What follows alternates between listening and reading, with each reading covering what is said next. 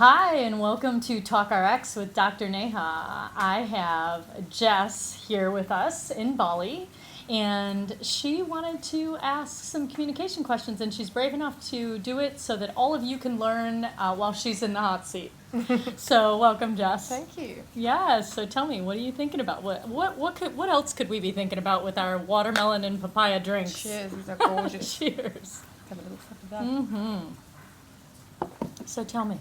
So what I've been thinking about is when you're in relationships and you really feel like a relationship is coming to an end, and Yep. Like a romantic a romantic Yep. relationship, and you're feeling that it is time for the relationship to end, but you still love the person and you don't want to hurt them, and you've been hurt in your own life and you don't want to hurt them, but it's really time for you to get out of the relationship and to move on. And how do you best communicate with them how you're feeling? How do you be honest without completely crushing them and still be in integrity with yourself? Such a good question. Such a good question. So, what I'm hearing is you have come to completion in what you came to learn in this relationship, right? And because you've had the pain of being hurt yourself, you find yourself hesitating to actually speak your truth to this other person because you're trying not to hurt them. Yeah. Yeah.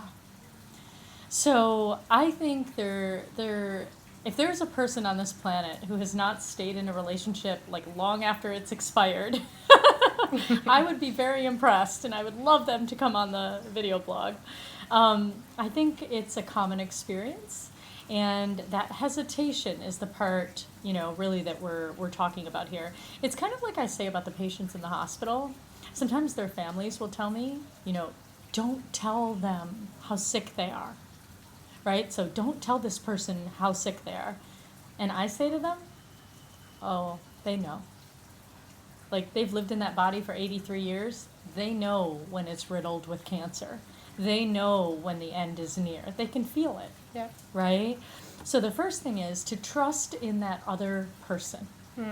That person is strong and capable and resourceful, and that maybe it might not be about the other person that you're so concerned, but it might be a little more about your worry about how you're going to handle yourself in the face of their emotion. Yeah. Tell me what just happened. I think that's exactly the fears that I have. Like, what's actually going to happen? Yeah. How am I going to handle it? And how am I going to handle the way they handle it? And then how am I going to handle the way I handle it, and they react to the way that I handled the way they handled it. Right? It can go on and on. And so what it does is gives people an excuse not to speak what's true for them. Yeah. Because what they say is, oh, so-and-so can't handle it. That's not the truth. The truth is, I don't know how I'm going to manage my own emotions in the face of their reaction. And the best part is, I don't even know how they're going to react because I haven't tried it yet. You might have that honest conversation with them, and they may say, you know what, it's true. I've been trying for a while too, and it just doesn't feel right. I just wasn't going to say it. I was going to give it a few more months or whatever it is. They may say, oh, how could you ever leave me, right? All of that. The most important thing when you're having a conversation like that is to not just listen to the words. You need to listen to the words, but you have to go deeper than that and really give words to their emotion. I hear how devastated, surprised, shocked, upset you are, or I hear that you resonate, like you resonate with what I'm saying. It sounds like we were both on the same page. So you drop below the words to the emotions, and you speak to that, because now you're really paying attention to someone. Then you drop even further, and you say, what I really hear you value about this was our ability to travel together and meet each other spontaneously all over the world. And now that I'm more settled and grounded, it doesn't feel like the right fit. Is that what you value? No, well, I love the traveling, but really now something's changed in my life.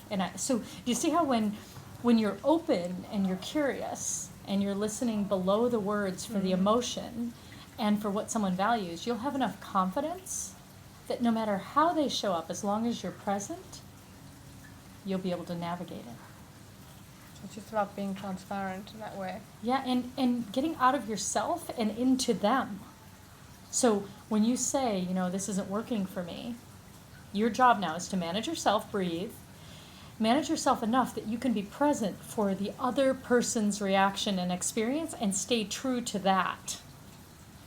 What I hear you, you know, what I'm hearing from you is, you know, sadness and shock. It sounds like you really valued X, Y, and Z. Like, how can I support you? Like, how can I best support you right now? Right, but there's like this presence because you manage you and you trust you and you know that they are strong, capable, and resourceful. Then when you go into it, you can be there for them, right? And sometimes it's not your job to be there for them. That's for their friends and for, you know, other experiences, but other support, you know, people in their life.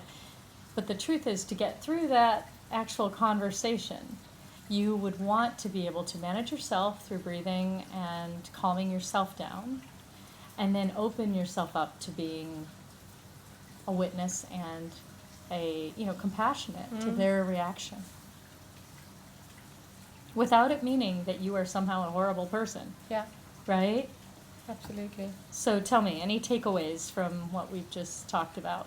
Well, I feel like it's really that you just have to trust that the other person can handle it. Just knowing Yeah. that what we think that they're gonna, we think they're gonna react and how they could react are two completely different worlds. Because we don't know yet. Yeah, absolutely. And just having trust that you need to trust yourself, your instincts about where you are, Yep. and trust that they will be able to handle it. And I think that's just a very powerful thing.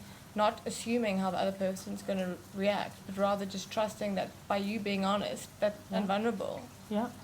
that they'll understand and you'll be able to meet them somewhere that it works for both people. And yes, heartbreak is a real thing and we've all been there. Yeah. But sometimes it's through that we really learn about ourselves. Yeah. So, for any of you feeling like your relationship may not be quite where you want it to be, or that you've outgrown a relationship that you're in, or that you're sitting in one that has long since expired, how can you take the next step to be brave and trust yourself instead of blaming the other person and saying they can't handle it? How might you ask yourself, am I concerned, right?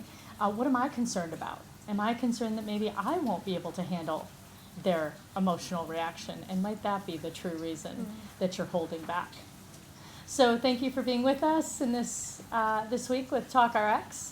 And if you have any questions, please post them on the blog below. I would be happy to answer them. Or drop me a tweet at #AskDrNeha, AskDoctorNeha. And until next time. So cheers. Thank you. Cheers. Thanks for having me.